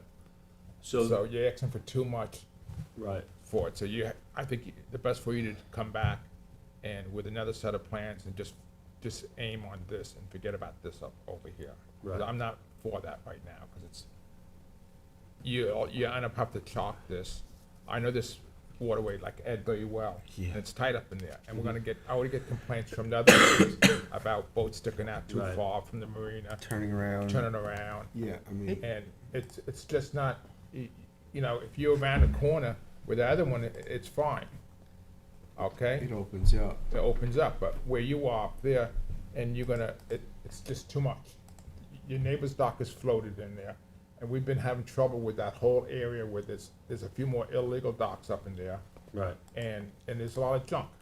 And also, there are rental boats that are coming in and out Oh, from the marina to the south, Yeah. in Right, right, right. addition to the large boats that are at the marina just across the way. Right. So, Is it's, that the latest, is that your latest GIS? No, sorry. I thought that there was immediately to the south of this, there was a new dock that was just put in with the same exact dimensions. I could be wrong, but that's what the client told Yeah. me. It was just the, yeah, it must be that one there. Yeah, So that- if you look at the But projection he- of that one out Yeah, into the he's, but he's waterways, at, the boat's at a different angle, see how the Right. angle is? yeah. Your boat would be Yeah. sticking out. Well, it wouldn't project out any more. Yes, it would, because you would have the float, then you have another 10-foot beam, then you have a foot in between. Right, That's the problem. That's the problem. right. And So. Unless you're gonna tie a kayak to it. Yeah. If we, even then, if I provided an aerial similar to this, But I- showing that there's no No, further because you're projection out. what are you gonna do, provide an area and go over to your neighbors, okay, move your bulkhead back 30 feet so we Right, can right. have that. We just told you, But you can't do it. I don't wanna have to But argue just, with you. but just from an analytical approach, just to jump in here for a second, can you go to the bathymetric, can show me the Portion? depths? Survey we provided. Yeah, let me Yeah. see I the thought depths. There's no water There's no there. water there. So either. you're not, can you zoom in on that, because these glasses aren't, what do we got here? 1.7 on the inside. On the Yeah. inside, Yeah, the you- outside is so you would need to 3.4. walk- Yeah, so what that's is- not making the tests as it Yeah. is, so the bottom line is that for it to actually make the tests, you're gonna be really choking down the waterway. Yeah, you have too many That's- things against you. Mhm. Yeah, that's problematic, just from mathematical standpoint here, Right, that's the issue. okay, so it's the projection, you're looking at the projection that's out with in Yeah, because reference for to you the to- water depth. For you to get to 30 inches at the inner terminus of this thing, it's, even then, Scott, it'll be sitting in the, basically the middle of that channel. and well, that's that what I'm saying, channel- it yeah. won't work. You can't- You're gonna choke down the channel if Yep. it can't make all the tests You that it put a- has to make, you it's put not gonna work. a 40-foot Yeah. boat there with a 15-foot beam, there's gonna be It- virtually You no. can't go, It's not gonna work. two boats won't be So able to mathematically, pass. this is problematic. Yeah. It's just, But you already have the ability with your indented boat slip and the pier that's there. Well, the pier's not there. Not He's there. proposing- There's no pier. He's, no No, pier. but you're nothing there. proposing it. yeah, it doesn't No, make no, no, sense, no. yeah. But the boat's better off This in is one of the indented area. tightest Yeah. portions of the creek, And very So. heavily navigated, yes, with a lot of complaints in the office from Yes. this past Yes. couple summers. Major complaints. Okay. yeah, so I I mean, you've got a think, nice boat slip there, right? Yeah, he wants floating dock. Is there potential to put a floating dock within that, boat slip? If there's depth of water's correct, Water, yeah. yeah. Yeah, Yeah, oh, they're Well, dredging. we're along, proposing to right dredge. along the bulkhead? Dredging. yeah. Yeah, Are, so, are the, let's back away from the proposed pier and floating dock section. Is there any issues with the bulkhead and the dredging? I don't see, I I don't think see- I that's don't fine. see that, No. actually, it's kinda like Co-op Canal, we would, ask people to do the indented boat slips to get Mhm. people, boats out of the navigable channel, and it would make navigation that much easier in there. Right. do a 6x20 float inside the base, Yeah, inside the okay. boat Then slip? you'd have the water depth, then you'd have no, navigational issues. Right, okay. What about the option of doing some sort of a fixed pier, coming out, if we limited the length out? You could do that. For what purpose? Well, let's, for instance, if he does have, I don't know what size boat he has, if he has a 40-foot boat. 40-foot boat, Then you need a little we bit need more some additional, facage of a Yeah. bulkhead for the top. so if we came out with, say, right now it's 28-foot long, a 15-foot pier. Well, let's take a look at the depths again. Well, it's 1.3, we'd have to do some dredging there. It's a fixed Fixed pier pier, you're proposing, yeah, right? fixed pier, elevated fixed pier. Yeah, I could see that working, because that would give you an option to tie the boat up there safely and Right. have a float there, and wouldn't interfere with navigation. And access the Yeah. boat for maintenance, really, Yeah, that's pretty fine. okay. You have to be careful on the dredging. 'Cause you're going, We'd have to dredge a bit more. yeah, cause you, look, you, even at the end of the 28 feet, what do you got there? 25-foot long, No, boat. at the end of the Depth- pier, He's got like a Depth-wise. foot Oh, it's a water here. foot, it's nothing. foot of water, but Yeah. if you So- go out farther, Then you got 2.2 here. go out farther, So you need to dredge it anyhow to put a boat in there, yeah, because you'd have a deep water dock it's probably more with than a 40 sandbar yards. in between the channel. Yeah, way more than 40 yards. You're gonna have to do a lot of dredging to actually get that thing to work. Yeah, we'll have to revisit that. You gotta Yeah, revisit you this gotta whole revisit plan. that. The intent of that dredging was so we could put smaller, like a kayak or something, not kayak, but a little, Yeah, little guy up in the boat slip and get it in and out at high tide. yeah, I think you gotta like sit down with your client and do a whole Yeah, right. reevaluation of what he wants to do Okay. here, because it's just, it's too mathematically challenged in many directions. Yeah. We really gotta take a good hard look at it, its effect on the surrounding waterway in terms of what's gonna make sense here. Right. And also, that property abuts the community-owned piece there. So there's access for the community right there. So Yeah, it's just like a so we're community. aware of that. Under the road end there. It's owned by the, James, can you see who owns that? It's Is it town or the part trustees? of the road, it looks like, it's not giving me a, And it's the, Association. the end of Association. Bay Avenue or something. yeah. Yeah, definitely sit down with your client, Yeah. take a hard look at this and the mathematics of this, But he did from put- every angle. Yeah, he did put new drainage in there, I think your client did.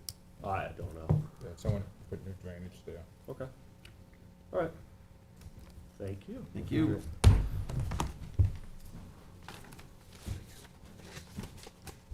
I have Kelly Giddis, 131 Big Fresh Pond Road. Come on up. Hello. How are you? Good, how are you? Good, good. Sorry for keeping you waiting there. Oh, thank you for having me, I appreciate it.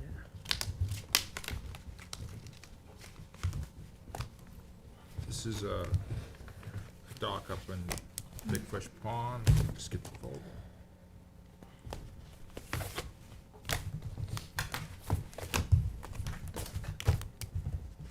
You were in here a while back. I was, yeah. She had put a, to reapply permission to build a dock after we found that our 12x8 dock with catwalk consisted of only untreated cedar was not acceptable, except the trustees' regulations. So you're trying to, So it's a dock that was built without the benefit of permit. yes, yes. In so many words, yes. Yes, We closed on this property in May of last year, and our two small sons, it was rusted nails, like one of them fell through, and my husband said that by July, it was a new dock. Yes, we're city people, we came up here. dock, didn't He did, he built the dock, yeah. He did it himself? He did, yeah. And in hindsight, we now understand it's not supposed to be wider than 6 feet. Yeah. There's flow-through material, which we hopefully have addressed in these new plans. When we were here before, this configuration, the kind of long L, that's kind of exactly what our what our neighbors have. That's what we had to go off of the first time. You guys had seen a picture of that and said you would Yeah. approve that configuration. So that's kind of what we went with. And that gives us a place to sit and fish with the boys and stuff. and Kayak. they put a ladder on it too. Safety ladder, Safety Oh, ladder. okay. yeah, safety ladder for the boys. Because it's Whatever else. 20, I think right there, it's 29 inches depth. You still need a You ladder. wanna get Yeah, out. no, yeah. Gotta be able to get out. Yeah, if you got a kayak or something, or fall in. Good point. So the question is, are we Blue Book compliant at this point in time? That's the question. Yes. So if the answer is yes, So there's through flow, and it's been reduced to the proper width, because there were quite a few things here. Was it untreated material It was, yeah. that was Yeah, used? cedar Okay, they that's used. good. It was a nice cedar dock. It was, and now, now we'll replace 60% according to the Blue Book. Right. Um, so you met all the parameters now, right? Yeah. How you feel with it, James? It appears to be, to Blue Book. Proper stamp plans? No, we don't have proper stamp on. James, what do they have it fastened to the bottom with? Wood or steel or? It seems like pipes. Now, is that gonna be something that's gonna be removable or is it gonna be permanent? Because, Well, as we have built this dock unpermitted, it's there right now. So we're gonna have to take those out, the ones that are there out. yeah, but I'm saying in the wintertime, if you get ice in the pond, Mhm. not that you get rise and fall, but if the ice starts to break up and it has an ice shift, it will pull the dock with it if it's not secured in the So bottom. those pipes are, Helical? Into the thing. yeah. That's why we need stamped plans that'll say Well, I what it mean, is. the problem with pipes is over time they rust off and they break off and then they become, hazards for people to step on. Right, That's- as that's- in our neighbors. I know, but, Like things sticking out. yeah, that's Pipes, why, same thing. yeah, that's A lot of Not why, people- pipes, it's the, part of their old dock was like a That's- metal. yeah. It appears Yeah. they just sit on the bottom, but they're not in the bottom, correct? they have feet on, I mean, some of these So is this docks. coming out for the winter? It's not, no, it froze this winter, and, we've been monitoring it, just how it's, Mm. if it moves, if it doesn't, and it's, Stable? yeah. So it does go in, into those metal plates, and it rests on the bottom. Okay. It's a new, I guess it's a technique where they use up in other ponds. In the upstate. ponds, yeah. Yeah. And that's what you have there now, right? That's correct, And those are the pipes there. correct. I just wanna see it get to Blue Book compliant. Yeah, I And let mean, everybody have a good time, just. Me too. Yeah. I mean, if they do rust off, you pull them out anyhow, so. Exactly, yeah, and a okay, lot of, all a right. lot of the easy docks nowadays, for the ease and the less invasiveness into the bottom, are utilizing Pipes. the pipe system, because it's a lot less invasive, it's easier to deal with, it's easy to change. Correct. Yeah. And the homeowners can do it. Yeah, And so. that's what that's Right. us Yeah. has been building it, and Yeah. of course, we're not, the reason why we did this whole thing is safety anyway, Sure. so if we see anything Yeah. being compromised in terms of material. We want safety, and we also want consistency. So a ladder would be the only thing we need, Billy, right? Jim? Yes. A ladder and the stamp. Stamp plans. Stamp plans. You need engineered stamp plans, so you're gonna have to take the plans and follow the Blue Book and get them stamped. That's what you Yeah, gotta do. There are, Yeah, An engineer takes his seal Yeah. and approves. checks it, Okay. looks at it, makes There sure are that it's guys who do stable. that, engineers out here. It's Landscape Dave. architect. Just find an engineer, got it. Show him the plans, let him certify Yeah. that he's a good plan, and Okay. he built it to the, standard engineering specifications, It- and show it's the to board that protect by. us and you and the kids and everybody. Because you want Got it. you want it done properly. Got it. Not to say your husband didn't build it properly, but, The design of it, maybe. right, That's what he's doing. right. Make sure the See- design is. And for us up to fit. maintain consistency in that, we require on these types of structures, engineered stamp plans for safety and, and that's why. So in theory, what you have here meets the Blue Book regulations and tests, it's okay, you just have to have an engineer certified in. So in practice, a layman can design it and figure it out and make As- it a plan, but As long then as you an have to. engineer says, Signs on. Says that he did a good job. Correct. He met all the codes. Okay, Yeah. and then you guys go, okay, well, this guy said You're it's. 99% there. yeah, Yep. you're, Okay, good, All right. so we'll include a ladder. See, it was on- pretty easy for you. safety ladder and engineered stamp All of right. those plans. Well, thank you Back to for your James. patience. And then when you get the stamps, give to James. And then, And just on the cover sheet, we just need You gotta the distance clear that up. of the catwalk, the length. Oh, I don't see that on there. gotcha. Dimensions of the catwalk. all right, so you need the Yeah. dimensions, you need the stamp plans, you need the It's safety on, ladder. it's on here, but not on the cover. Yeah. It's gotta be on the So cover. Everything 32 needs feet, to okay. match. All right, And then gets to James, then we make a resolution, and then we go from there. all right, All right. thank you very much. Thank you. I appreciate it. You're welcome. Have a good Thanks for afternoon. coming. Thank you. Suzanne? 370 Fowler's.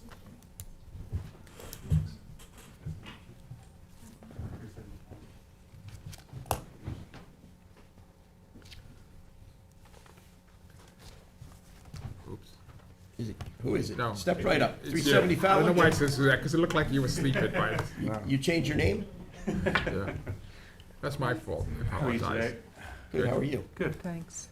Michael Shiano from InterScience on behalf of the applicant.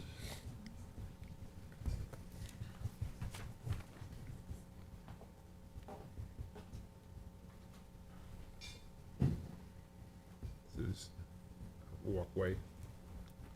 I believe we had discussed this one. Yep. Right. Yeah, we discussed it a while ago. Yes, at the last meeting, we discussed, I think the only thing that was pending was me conferring with my client that he would be okay putting a covenant on the property to say that if they were to sell the property, that they would remove the ADA platforms, and we are really willing to do that. Okay. So I've submitted a revised cover sheet to that effect. And I guess that would be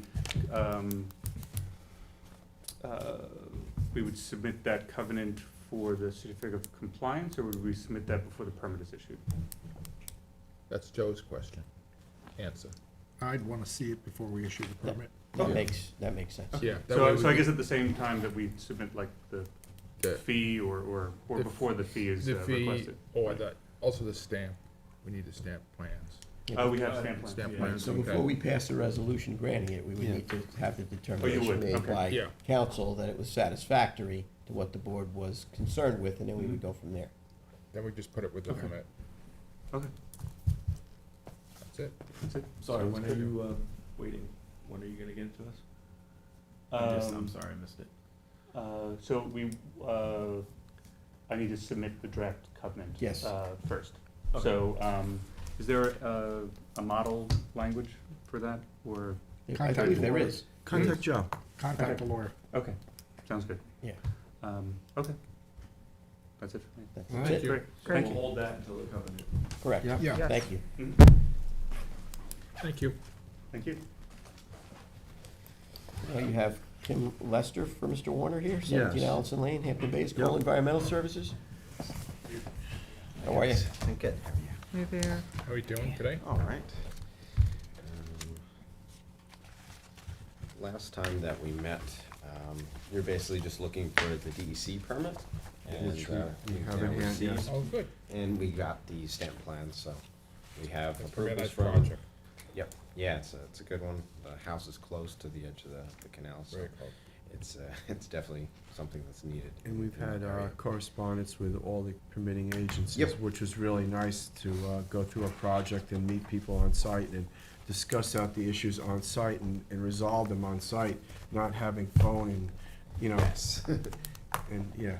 And they were everybody's been very responsive, and I think this is a good project, very similar to one that was done at the old Allen's Acre, that's the Pancor Manor, protecting his vegetated shoreline and preserving it, and also maintaining the navigable channel. So, being that said, I recommend that we move it forward. Okay. I'm fine with Yeah, it. good. Okay? I think it's a good Great. project. Have Yeah. stamp plans, so you don't advance it. Okay, Thank you. thank For- you. For when you see the stamp plans, do we need to come back? You don't really have to, No, as you long don't. as We just everything's. have to No, change we the pretty much. No, you don't need, because he has stamp plans, so Okay. we're not putting Yeah, it on for another. But to answer your question, generally Right. speaking, you don't need representation as long, Gotcha. because we generally, it's reviewed by our environmental analyst and us, and as long as it's all copacetic. Great. you're good. We got everything, we'll Thank move you. it to the Thanks, general guys. meeting next time. Great, take care, Chris. Pretty quick, right? Okay, Flying Point Road, 1080 Real Estate LLC, 1080 Flying Point Road in Watermill, Mr. James Walker of InterScience. Welcome. Hey, Jim. How are you doing today? Caught wheatfish yesterday. You That's did. good. I caught my biggest bluefish I ever caught in my entire life yesterday. I didn't catch any bluefish. It was huge. You So, have to cut it in half to smoke it. I wish I went fishing. Good game. It's a little windy. So this is a lady I've been working for 15 or 20 years. She owned 4 properties on Mecox. She lives at 1030. She bought 1025. And this 1080 is going to be where her and her husband are gonna retire. So they have a very small house. I think it's 25 by 40, to retire in. And we started this work in 2014. We got the permits from Marty Shea, we got the permits from New York State DEC. Sometime after that, we renewed the permits, we had to go get a variance, we had to get a building permit, all this stuff for the house. And in the interim, the guy built the dock. He built the dock first. Little bit of a surprise, we didn't know he was gonna build the dock first. So I'm here to ask for an as-built approval for the walkway that was built from the lady's retirement home to the shoreline of Mecox. And the house is there already? It's Yes. being built, Being No, built? there's no house there. it's not there yet. It's a vacant Proposed parcel. house. Oh, it's one No. around the corner, Flat Yes. Road. Exactly. It's a vacant, So it's- vacant parcel. It's been cleared, but there's no structure there at this Oh, point. there's the other house that was put there. Was there Yes. any conservation easement or anything on where the dock had to be Uh, planned. To that point, the walkway was approved by the Conservation Board. Okay. So what we're asking for is the Board of Trustees to approve The water park.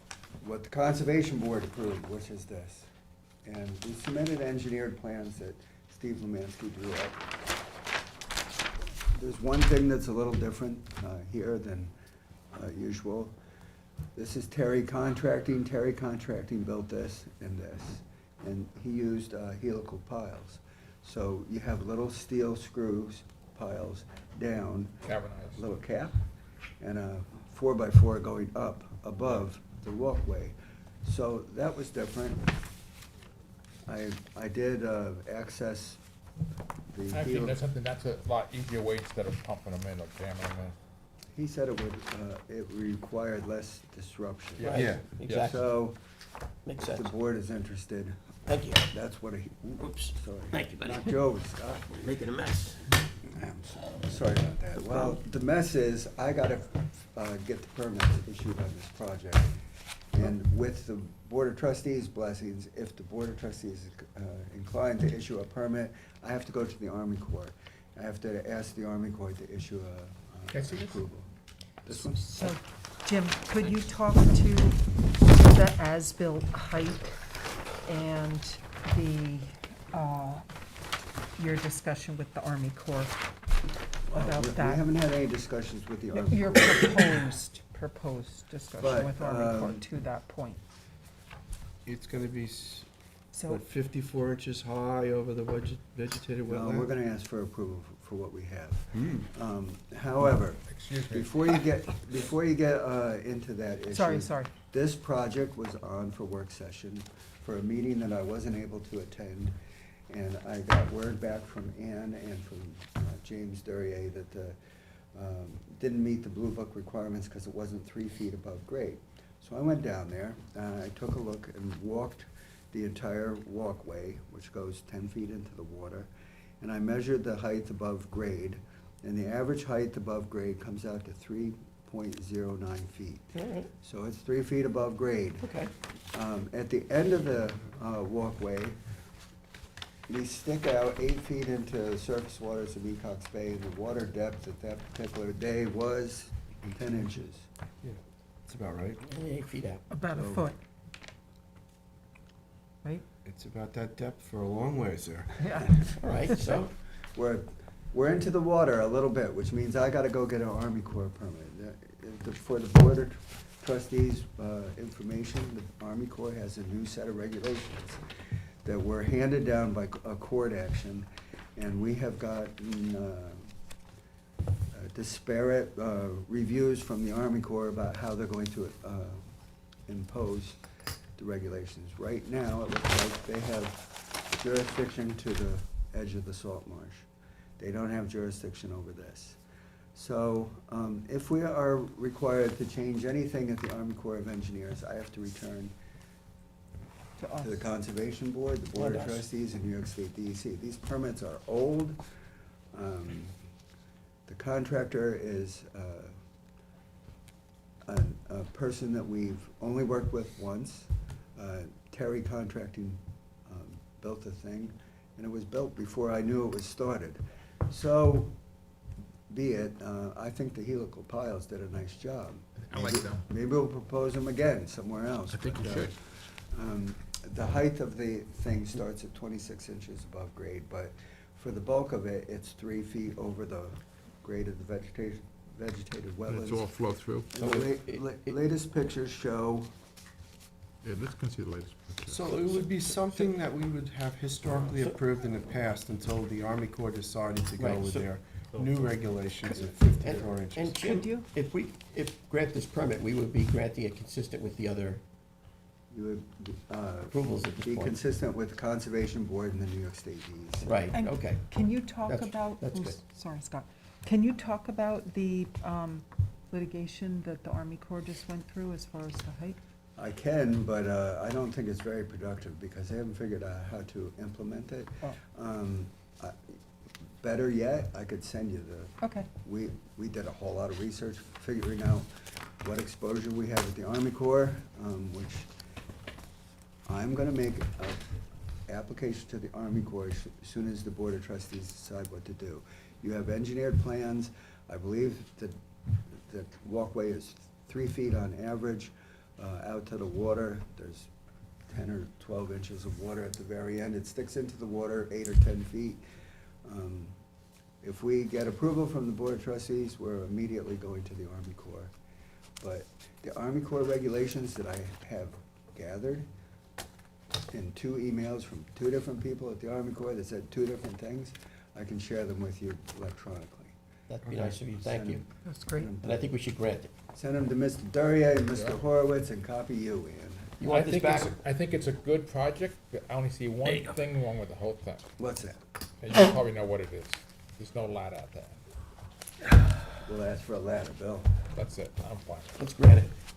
I'm fine with granting. Need stamp plans. You got stamp plans. Steve Lemansky. So let me ask you a quick question. If the Army Corps takes jurisdiction, being that it's 8 feet in Mecox Bay, what would happen if you got rid of that last 8 feet of that dock and just applied for the upland portion of We it? come back to see you and Modify. fix the Army Corps And part. could you apply for something like we just looked at here with this young lady with basically pads on the bottom of it and something of a temporary dock where you can take it out and pull it out every winter, so you wouldn't have to deal with the Army Corps? We could use the helical piles that are already there and attach 4x4s to Yeah. whatever different elevation the Army Corps determined. Using galvanized steel pipes as support for docks might work in Big Fresh Pond, but I gotta Yeah. tell you, Big Fresh Pond, Doesn't get that maybe way. it froze last year, but it didn't freeze very hard because the duck hunting didn't improve. So there was still open water all through Big Fresh all year. And those types of things have their own set of problems. And in Mecox, we've had a real bear in Mecox, particularly this lady, at 10:30. And you have a project on later on for 10:25, which is this one, where we're replacing bulkheading and restoring the shoreline where the erosion happened. And it's mainly because the water was high when the DEC wouldn't give you permits. So would we put that kind of thing in Mecox? Thank you. I wouldn't. Well, you also have ice shifting there in the Yeah. wintertime when you, after a northeaster and the bay breaks up and a northwester, I've seen sheet ice just completely mow everything over there too. This person is exposed in the winter to ice damage. Yes. Here, I'm and trying. at 10:30 and at 10:80, so I would probably say we would just use the helical piles and adjust the 4x4s above. So we're gonna grant this. And you Yes. have stamp plans from Steve Lemansky. And he's got to throw a ladder on. I don't, do we? All right, Oh. okay, all right. You Thank have you. them. Hey, thanks, Jim. Send them to you again if you like. Send them again if you can't find them. Thank you, Jim. Thanks for your Thank help. you. All right, so now you got, Okay. Next, Susanna and consultants for both 78 and 74 Ferry Road. It's 2 separate property owners, SBJ Group LLC and Repzak Realty LLC. These are contiguous properties that were formerly owned by one owner and then were subdivided, and the property owner is now interested in having a new dock on their new property and to replace the present dock on their old property. Correct. So 74 Ferry Road does not currently have a dock. 78 Ferry Road does. And when they sold their old house and they built a new house on the vacant lot, the dock went with the old house. So on 78 Ferry Road, we're proposing to actually reconstruct and expand that dock so that it actually achieves some water, so you can put in a kayak. And there's a permit for that dock already. There's a permit for that Yeah, old that's dock. good. And they also need to expand it a little bit landward. because that area gets muddy. So we're expanding it landward about 10 feet and expanding it seaward as well. This project has permits already from DEC, Army Corps, and Department of State. We're just adding, there's no float, we're just adding a ladder at the end. Something similar was approved on the opposite side of 74 at 70 a few years ago. Is this in Fresh Pond? This is No, in this is the Great Pond Great Creek. Pond. So it's south, Oh, it's the one south, it's the Yes. first one out of the breakwater. yes, yes, exactly. We used to be able to navigate a boat in and out of there, but no longer can. Yeah, but the tide runs pretty quick. Yeah. It Yeah. is open to that inlet is open. Yeah. Isn't that the pond that they wanted having us to apply for dredging permits? Yeah, Yes, it's pretty deep water. That channel that goes in there, it's like really deep. Then it shallows up where that, if you go up right there, where that's the where it flats shallows. are, yeah. All right, Yeah. go ahead. The water's nice and, the water's pretty clean in there. Yeah, it's really nice. There's a really healthy marsh, alternate flora. So in both cases, we're really just trying to get beyond that, that drop off. You mean the So- blue book? I think so. Yes. There's no float. Okay, yeah. There's not a No. lot of water right It's- now. No, The- there'll never be a lot of water in there. Yeah. No. No. But You it's mean the blue book? very Yeah. pleasant for Very quiet. kayaking, Yep, canoeing. paddleboarding. and Paddleboarding. Sounds like a good project. Yeah. Okay. I actually do, when I go down there in the morning sometimes, I actually do see a lot of people kayaking in there. Yeah, it's beautiful. Yeah, There's a lot of blue crabs in there, Billy. yeah, I know. Watch your toes. No, the dogs go in there. We chase geese on properties on that little creek. Anyway, do you have any questions about either one? You answered my main one. Okay. They're Um, basically identical projects, but just one is being replaced and one's brand new. The brand new one at 74, I tried to design it so that it crossed the narrowest portion of the marsh. That's the other one. It's nice healthy marsh down there. Oh, yeah, I'm sorry. This is the new one. This This is 74. 74. Oh, it's upside down, I'm sorry. So it had the That's why least I bit was of confused. disturbance, Right. Okay. It's the least amount of disturbance if we do it. yeah, of the vegetation along the shoreline. Right. So I think that, being that you have everything in order,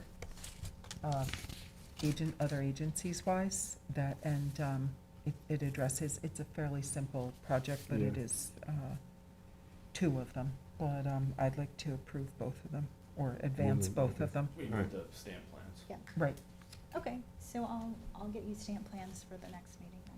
okay, Great. Thank you. great. Thank Thank you. you, Susanna. Thanks. Okay. That's it for me. Now, the last one we did, parishes we did, right? We did that already. We did So that now, already. we've got general permit applications for determination for final stamp plans. I have the Scholar Family Trust 22, Last Lane in Hampton Bays.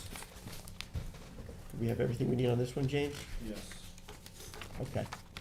And I have MJH Real Estate Ventures LLC, 1025 Flying Point Road, and I